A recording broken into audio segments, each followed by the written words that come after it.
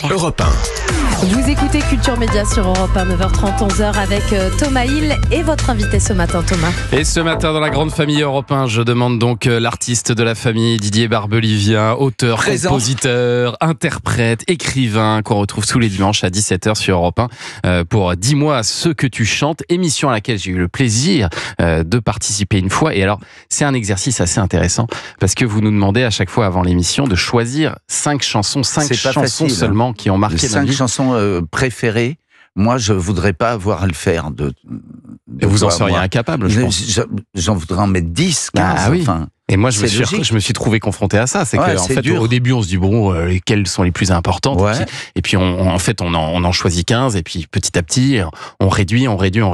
Et votre but derrière, en fait, c'est derrière ces chansons, c'est de raconter un peu des parties de notre vie, quoi. C'est plus que ça, quelquefois, c'est même dévoiler un aspect de la personnalité de l'invité qu'il connaissait pas. Ouais. Souvent, c'est assez drôle.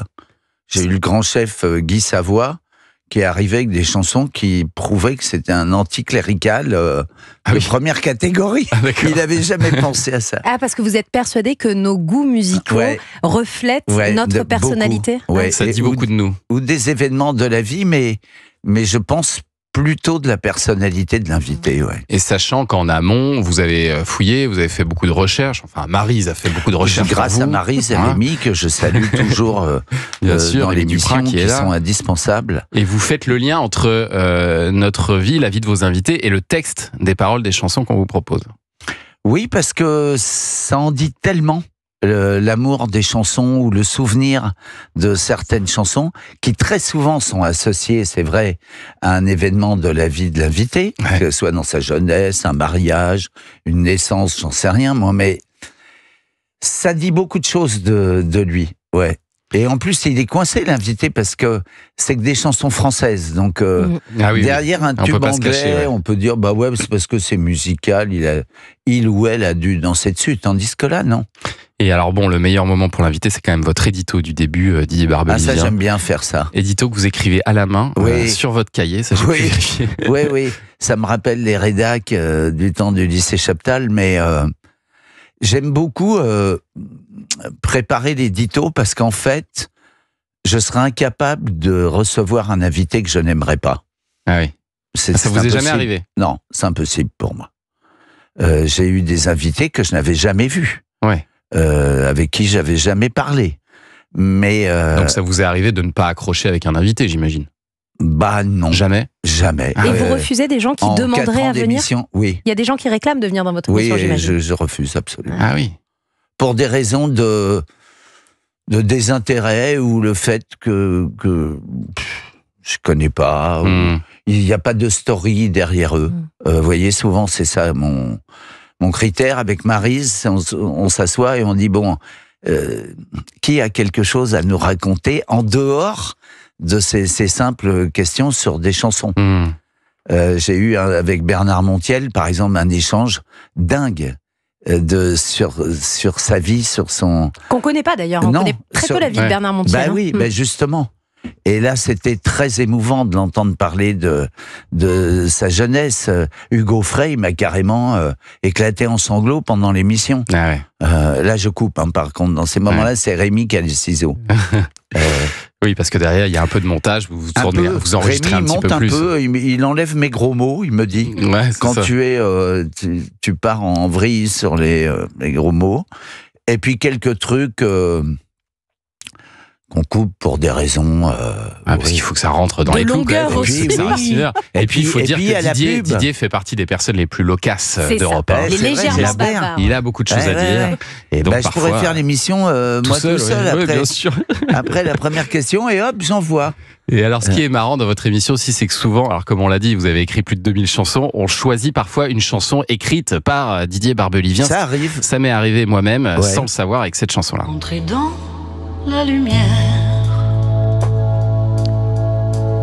comme un insecte fou. Voilà, moi je l'avais sélectionné parmi les 5. Féminine, c'est Anissa que vous entendez. Bien sûr.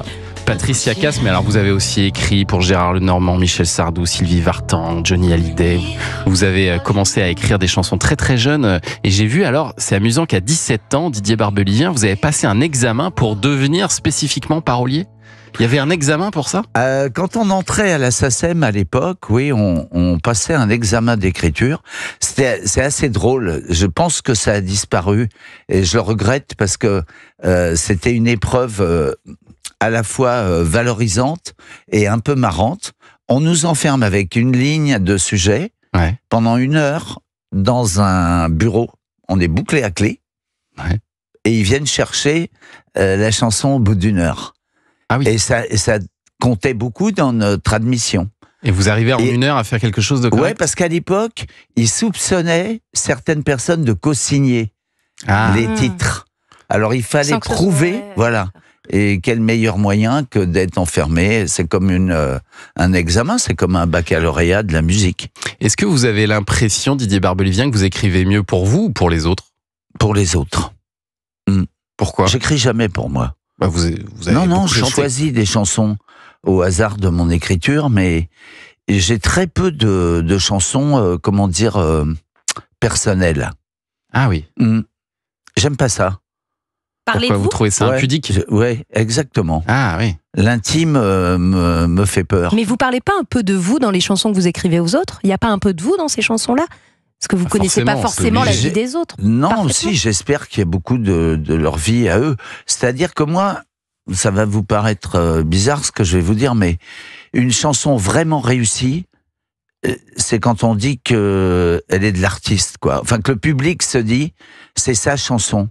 Ouais. C'est pas intéressant qu'il y ait un auteur derrière pour moi. C'est bizarre, hein, ce que donc je ça veut vous dire dis. que vous échangez beaucoup avec le chanteur avant ? Ça m'arrive ou pas du tout. Ah, parfois pas du tout. Parfois et pas où il du vous tout. lance sur une piste. Par exemple, franchement, des plus gros tubes de ces dernières années que j'ai fait, c'est le duo Sardou-Garou, La rivière de notre enfance, qui a été un truc de dingue.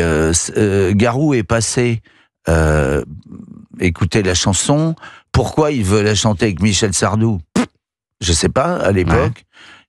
Comment Michel Sardou accepte, c'est déjà un petit événement. Et ça devient ce succès alors que la chanson, pour des raisons contractuelles, ne pouvait pas sortir. Enfin bref, tout un sketch. Et c'est ça qui est agréable dans les chansons. Dans l'histoire des chansons, il y a toujours un aspect hasardeux, miraculeux, incroyable. Et alors ce week-end, votre invitée sera la romancière Karine Thuil. Voilà, vous allez pouvoir découvrir les chansons qui ont marqué la vie de Karine Thuil, cette grande romancière qu'on a eu le bonheur de recevoir aussi. Je l'adore, qui est passionnante. Donc vous avez beaucoup de chance de la recevoir ce dimanche à 17h sur Europe 1. Dis-moi ce que tu chantes. Restez avec nous, Didier Barbelivien, pour suivre l'actu des médias qui arrivent. Oui, le journal des médias de Mathilde Deveau arrive dans un instant sur Europe 1. Et ce matin, on va parler de France Télévisions et de tous les changements prévus pour la rentrée. Et ils sont nombreux. Ces changements, bon, évidemment, l'arrivée de Léa Salamé au JT de 20h de France 2, la maison des maternelles qui change de chaîne. Bon, il y a beaucoup de choses, on va tout vous expliquer dans un instant. Mathilde Deveau va le faire beaucoup mieux que moi, tout de suite. Culture Média. 9h30, 11h sur Europe